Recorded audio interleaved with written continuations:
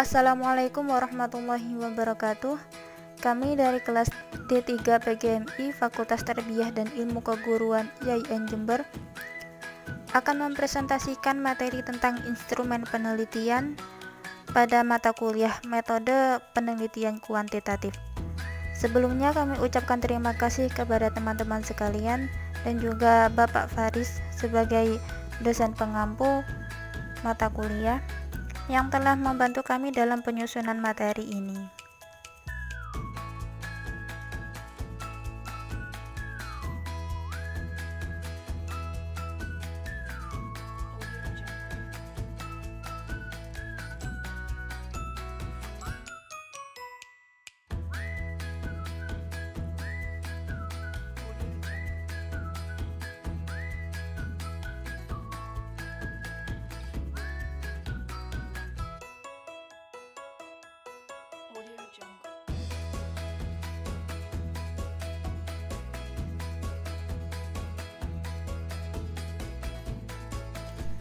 Materi yang akan kami sampaikan yang pertama tentang instrumen penelitian, yang kedua teknik observasi, yang ketiga teknik wawancara, yang keempat teknik dokumen, yang kelima teknik angket.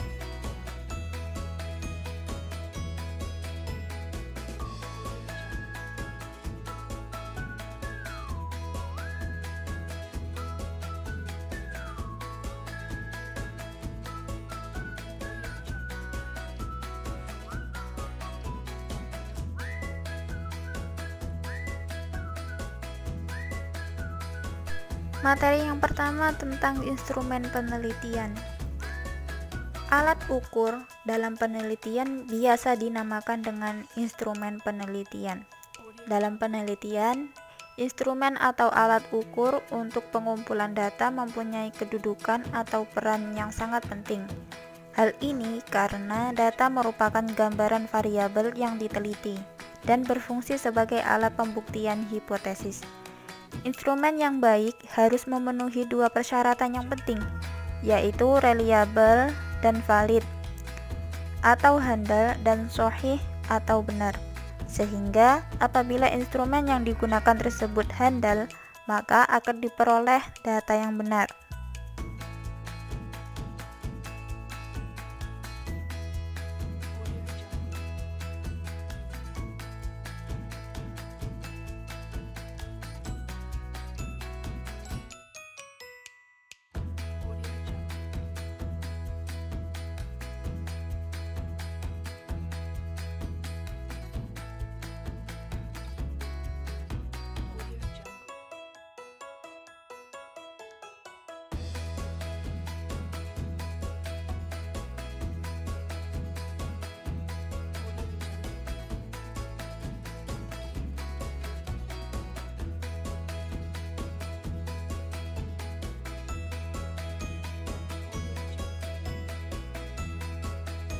Dalam instrumen penelitian, ada beberapa teknik yang digunakan. Yang pertama yakni teknik observasi, yang kedua teknik wawancara, yang ketiga teknik dokumen, yang keempat teknik angket. Teknik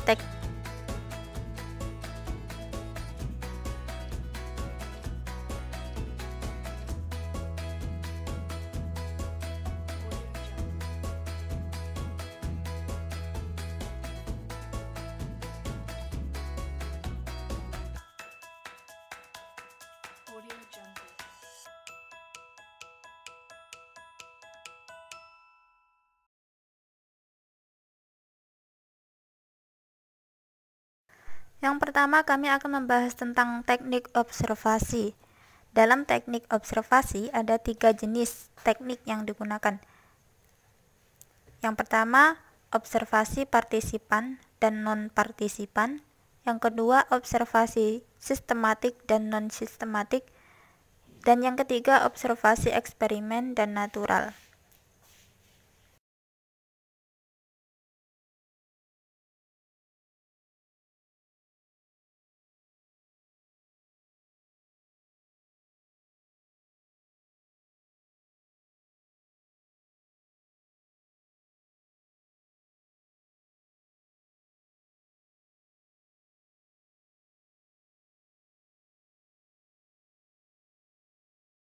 Yang pertama, dalam teknik observasi ada observasi partisipan dan non-partisipan. Observasi partisipan merupakan observasi yang peneliti terlibat aktif dalam kegiatan yang sedang diamati dan mencatat perilaku yang muncul dalam saat itu. Sedangkan observasi non-partisipan merupakan observasi yang peneliti tidak terlibat secara aktif dalam kegiatan yang diamati. Dalam observasi partisipan ada beberapa hal yang harus diperhatikan. Di antaranya, materi observasi ditetapkan berdasarkan tujuan observasi. Hal ini untuk mencegah terlalu meluasnya hal-hal lain yang tidak diinginkan. Yang kedua, waktu dan bentuk pencatatan. Pencatatan dilakukan sesegera mungkin untuk menghindari faktor lupa. Pencatatan dilakukan dengan menetapkan kata kunci, kronologi, dan sistematis.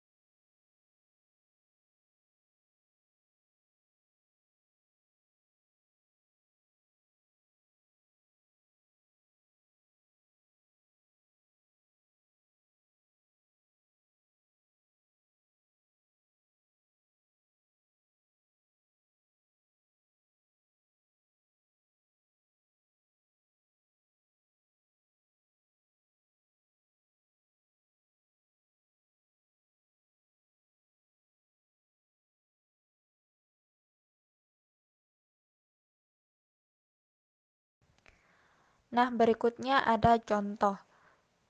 Contoh yang pertama yakni observasi partisipan.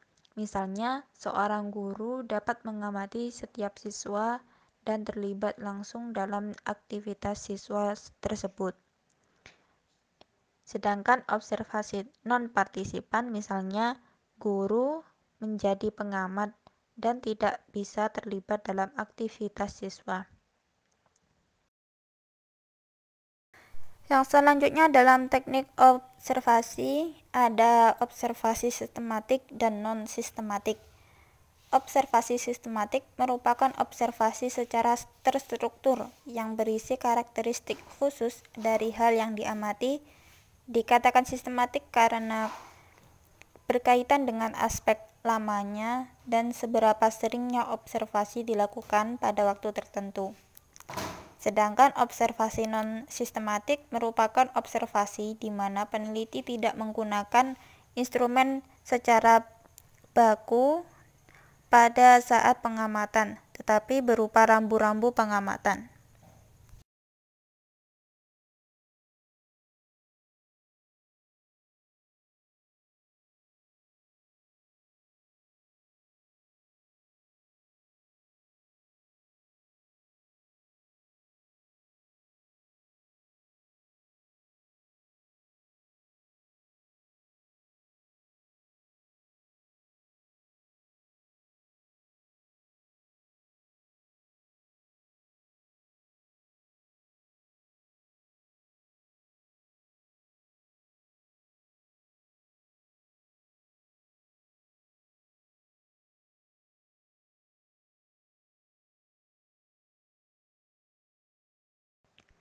Berikutnya yakni contoh observasi sistematis. Misalnya, guru sedang mengamati anak-anak menanam bunga. Di sini, sebelum guru melaksanakan observasi, sudah membuat kategori-kategori yang akan diamati. Misalnya, tentang kerajinan, kesiapan, kedisiplinan, ketangkasan, kerjasama, dan kebersihan atau lain-lainnya. Yang selanjutnya ada observasi eksperimen dan natural. Observasi eksperimen merupakan observasi di mana peneliti berusaha mengatur dan mengendalikan unsur-unsur penting observasi ke dalam situasi yang diatur dan desain dengan tujuan riset. Sedangkan observasi natural adalah pengamatan yang dilakukan pada lingkungan alamiah subjek. Tujuan utama dari observasi ini adalah untuk menjelaskan perilaku apa adanya, selain itu digunakan untuk mengetahui hubungan antara variabel yang ada.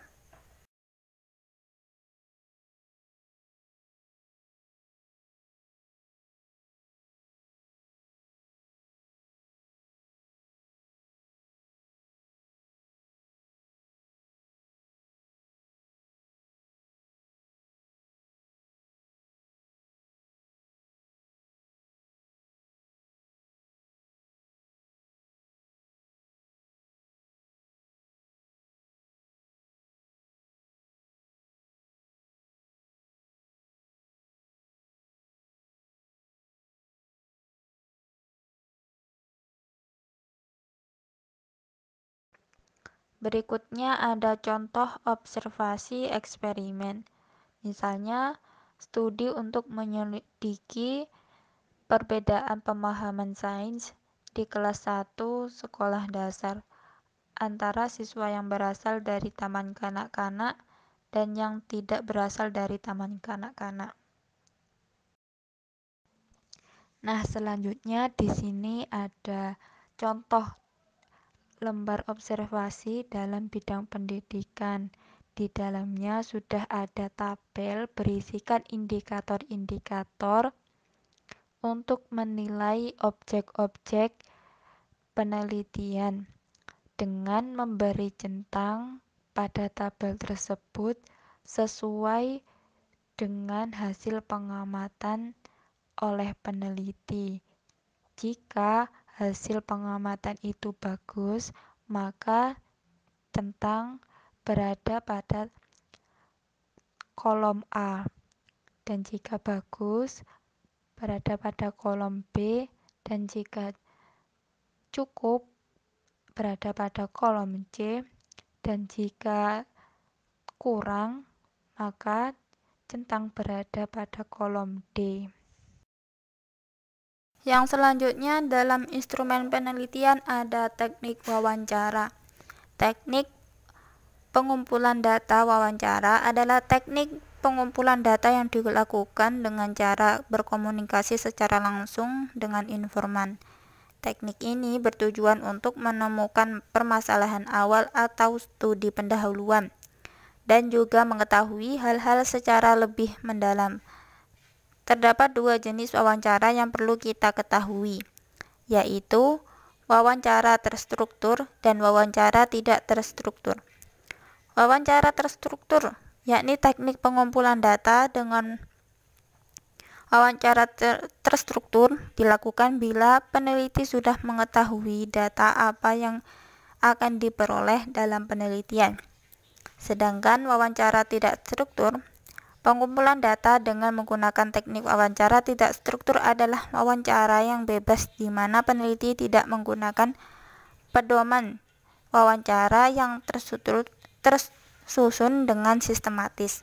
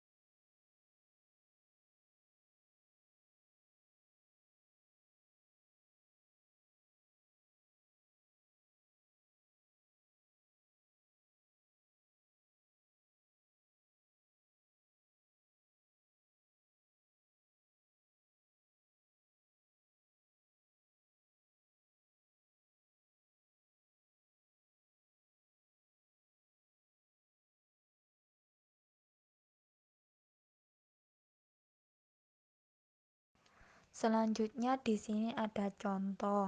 Contoh yang pertama yakni pedoman wawancara terstruktur pada siswa SMK 5 Jember. Ada pertanyaan, menurut kalian sebagai pelajar SMK 5 Jember, apakah setuju dengan kebijakan sekolah untuk melaksanakan belajar online sejak adanya wabah virus corona? Jawabannya setuju. Contoh yang kedua ada pedoman wawancara tidak terstruktur. Seperti apakah masyarakat lingkungan sekitar paham tentang pentingnya membaca? Bagaimana kondisi sosial budaya masyarakat di lingkungan sekitar? Seperti itu. Yang selanjutnya di sini ada contoh dari lembar wawancara dalam bidang pendidikan. Di dalamnya sudah ada tabel yang berisi pertanyaan dan jawaban.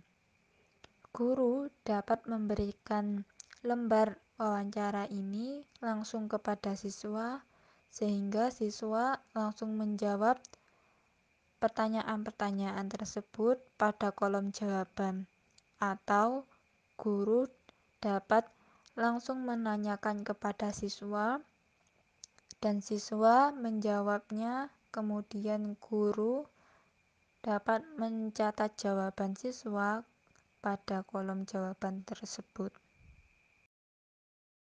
Yang selanjutnya ada teknik dokumentasi.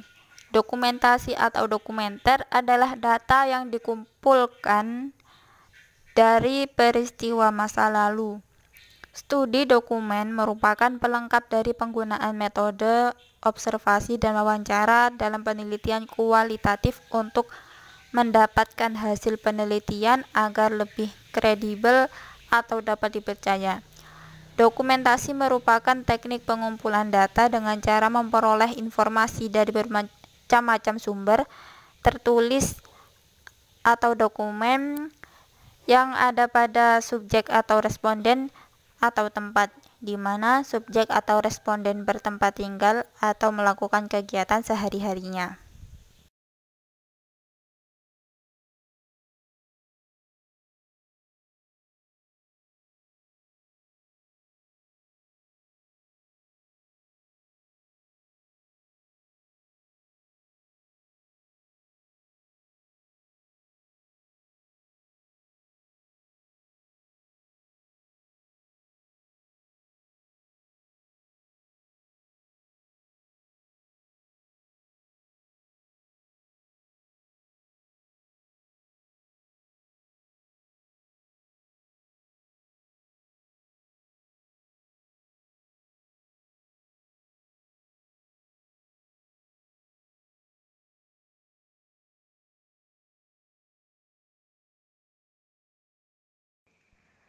Nah, untuk contoh dari teknik dokumenter ada contoh untuk metode studi dokumenter.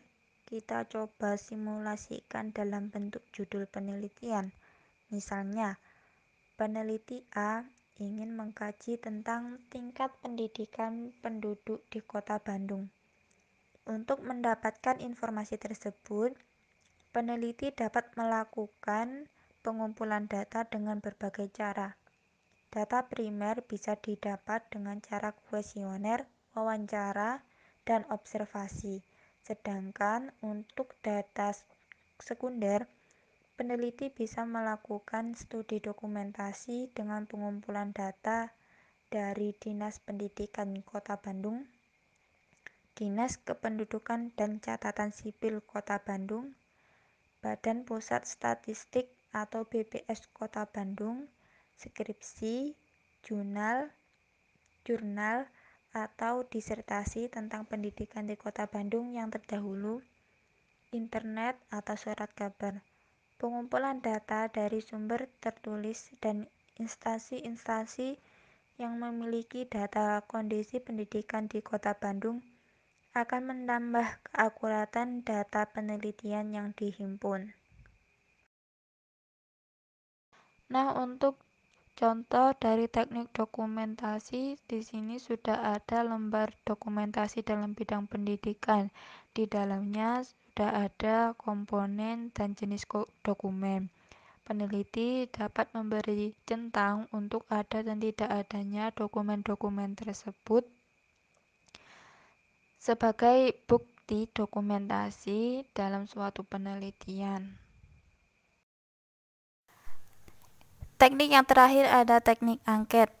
Angket adalah alat pengumpul data yang menggunakan daftar pertanyaan secara tertulis. Tujuan pokok angket digunakan untuk memperoleh informasi dengan reliabilitas dan validasi setinggi mungkin. Angket dibedakan menjadi beberapa bentuk seperti angket langsung tertutup, angket langsung terbuka, angket tak langsung tertutup, dan angket tak langsung terbuka. Angket langsung tertutup adalah angket yang dirancang sedemikian rupa untuk merekam data tentang keadaan yang dialami oleh responden sendiri, kemudian semua alternatif jawaban yang harus dijawab responden telah tertera dalam angket tersebut. Angket langsung terbuka adalah daftar pertanyaan yang dibuat dengan sepenuhnya memberikan kebebasan kepada responden untuk menjawab tentang keadaan yang dialami sendiri tanpa ada alternatif jawaban dari peneliti. Sedangkan bentuk angket tak langsung tertutup dekonstruktif dengan maksud untuk menggali atau merekam data mengenai apa yang diketahui responden perihal objek dan subjek tertentu, serta data tersebut tidak dimaksud perihal mengenai diri responden bersangkutan. Yang terakhir ada bentuk angket dikonstruksikan dengan ciri-ciri yang sama dengan angket langsung terbuka, serta disediakan kemungkinan atau alternatif jawaban sehingga responden harus memformulasikan sendiri jawaban yang dipandang sesuai.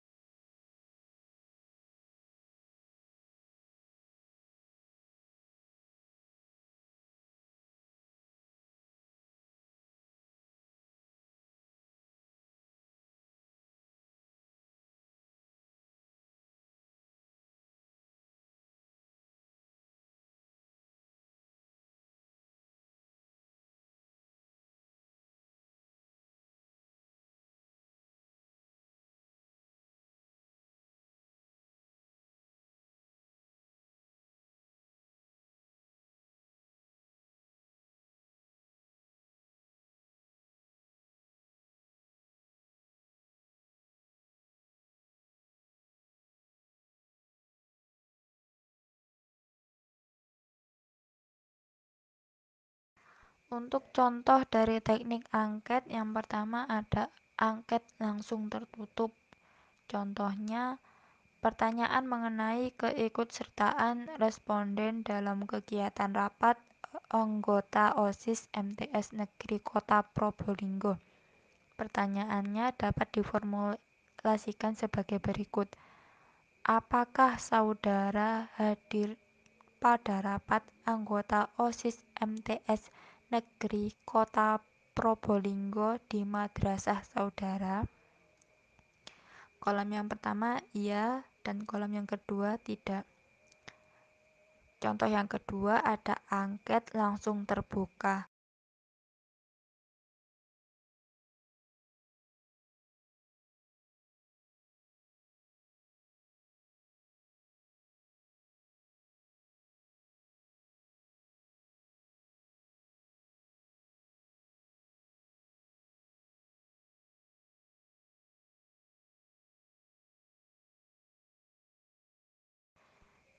Nah, di sini juga ada contoh angket tertutup dengan bentuk lembar angket diagnostik kesulitan belajar mata pelajaran matematika. Di dalamnya sudah ada tabel berisikan deskripsi dan tanggapan antara iya dan tidak.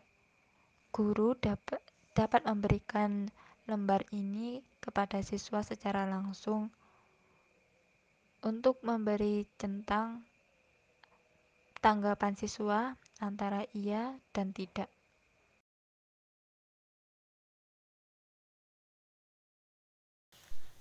Baik, itu tadi presentasi tentang instrumen penelitian dari kelompok kami.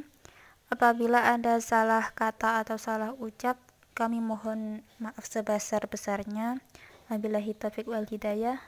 Wassalamualaikum warahmatullahi wabarakatuh.